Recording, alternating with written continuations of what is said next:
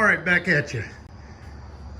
Sorry about that. Just wanted to get a little bit more quiet in here, and I apologize in advance for the road. Everybody's coming home from school and work, and yeah, the sun's out, so the Harleys are, and I don't blame them. Okay, found the leak over here. It's actually not, that right there is actually, it was a little bit of brake fluid, but that oil pressure feed line right on the side of the block was where a little bit of leak is. So I need to get up in there and tighten that. And of course, that's just where all kinds of room is. Fuel pump's holding pressure real nice. And it is a brand new fuel pump. As you can see, no leaks anywhere on that. One of the things I kick myself is I use the stock bolts, so I will definitely give those longer, and I'll show you those here, just so you see. I got these bolts here. They are the longer ones, so you can actually mount the fuel pump on that block, and then those bolts come out much longer, so you can actually get them with a wrench instead of needing to get up in there with your socket. The back one's not too bad, and by the back one I mean this one. It's this pain in the ass up here where you got an oil feed line, 90-degree fitting coming out of the block. You got a bolt there. You got your fuel line going in, and all of that. So anyway, happy she runs. The water that was down there, it's actually just out of this this overflow. So I think when I filled it up, water must have got in there or something. But it's just coming right out of that overflow, hitting the top of the pumpkin. It's gone now, but that'll dry up. It's not antifreeze, it's just plain old water. So just maybe some condensation in there or something like that. Let's see. So yeah, there we go. There's our leak, and real happy it's not that rear main seal, because that would have been I just broke down crying. Anyway, just a little bit of get up there, tighten the master. That might just be the cap of the master cylinder on the brake, but I know that oil's leaking right there. I can see it right on the top of that little jut out of the, you can see the red right there, that little angle from the bell housing mount. It's right below that 90 fitting, and it's just dripping right off there. I really can't get my hand up in there because it's hot.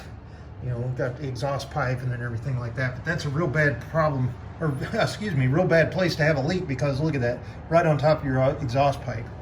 I need to get another hose clamp for here. When I revved it up, this thing kind of pops up a little bit. She's warm. She's holding temperature good. And radiator didn't blow out anywhere. That little water leak that I thought was right up there on the top, it was nothing. It was just condensation, so it's gone. So we'll get her timed up, get a little bit more gas in here, and then I still need to get the shifter knob there. A few more checks, brakes. One exhaust hanger needs to go back here.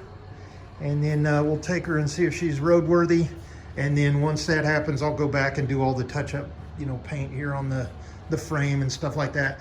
I may pull these seats off and just shoot them with a real quick coat of paint just on the frame, just to clean those just a little bit.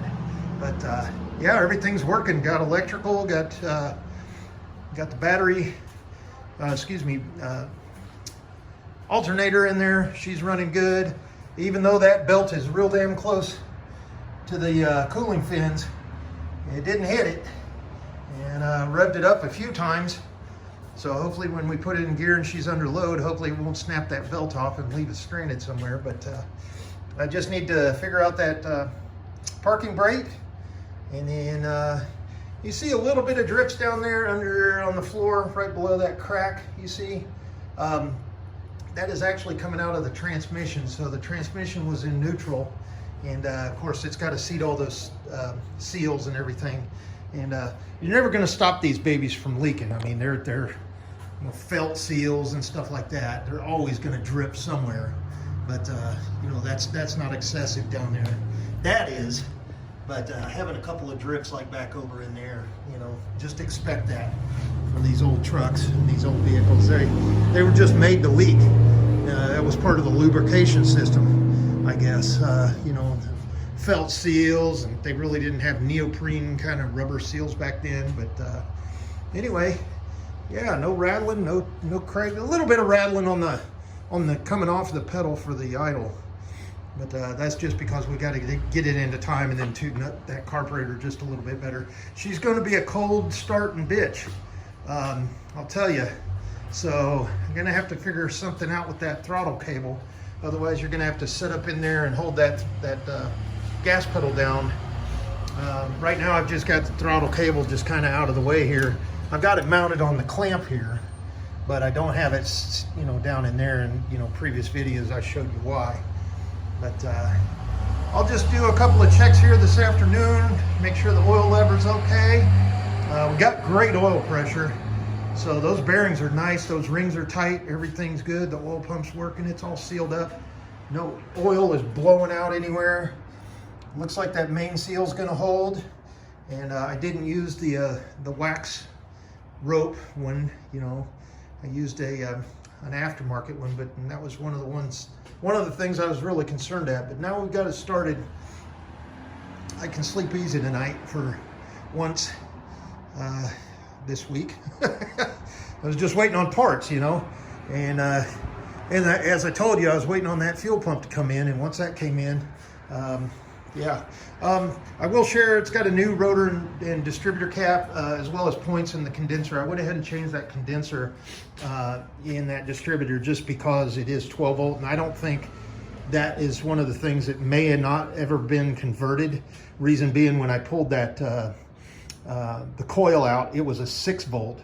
So now we got a 12 volt coil with an internal resistor, and 12 volt alternator, 12 volt condenser, and she's going to run good.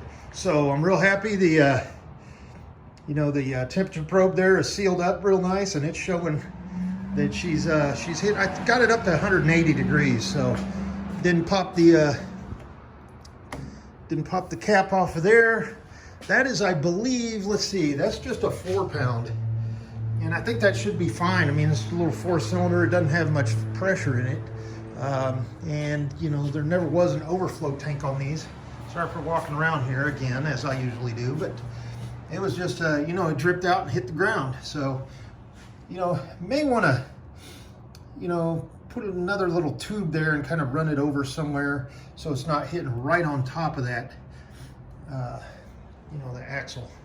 And I gotta seal that up. I gotta figure out, there's not an O-ring there. I think it's a copper crush washer. So, and I've got plenty of those now. So I'll go ahead and take that back apart and get that. And then I'll get another hose clamp for sealing this up. And obviously we want, clean filtered air going in our brand new motor here. And kind of feel bad that the horn doesn't work, but hey, 75 years old and I have no idea where you'd get another. I mean, you can get a repro, but why not use the original one there? And maybe if someone invents the internals for it, later on you can come back and rebuild it. I'm not capable to do that because that little fiberglass plate in there broke. So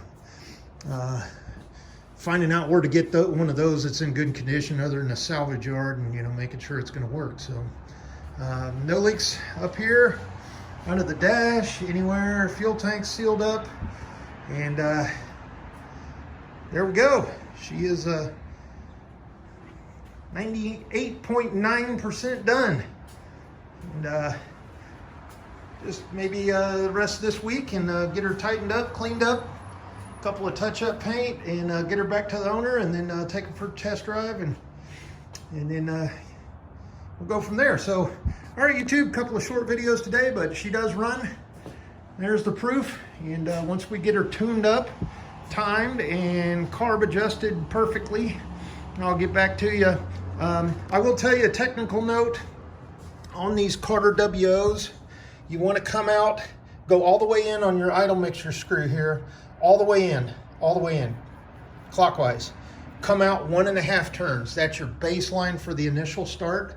And she'll start right up for you. She won't idle great, so you're gonna have to back it out probably another 1/4 to 1/2 turn. I came out 1/2 turn. So 1.5 out, now I'm at 2 full. If I come out any more than that, she's probably gonna run too damn rich, and I don't wanna foul the plugs up or anything like that. So, and our little aftermarket spring holder for the throttle cable is working real good.